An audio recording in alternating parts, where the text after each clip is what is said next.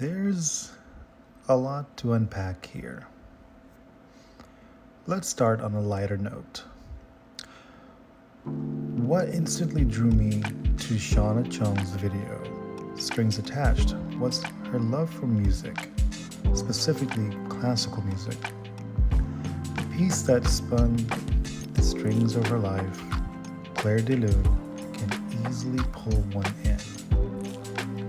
The wholesome and inspiring message she gives is that music is her life, and how her love for string instruments is reflective of the ones she loves, how their modes of expression and attachment throughout her life, from family ties to musical performances.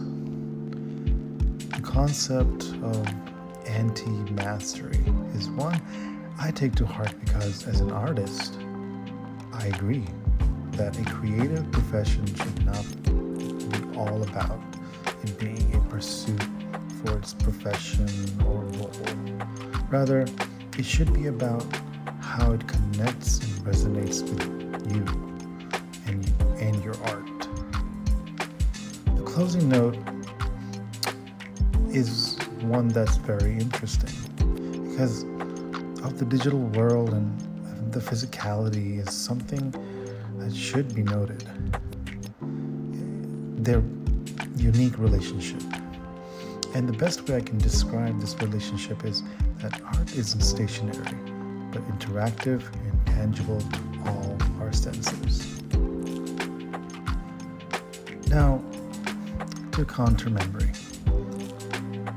In Dr. O'Brien's video, Composing Counter Memories, the general discussion is of the erasure of Black history in Pendleton, South Carolina, by minimizing or albeit destroying Black historical sites and prioritizing and memorializing selective representation of history through statues and historical markers.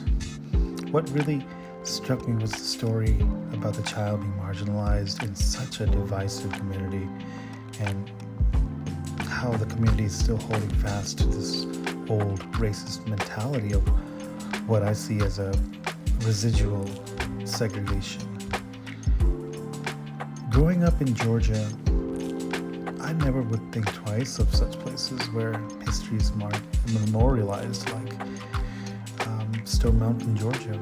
But now, in the case of counter memory, there is a side of history that has always been dismissed because it either showcased the true horrors of slavery or segregation to some,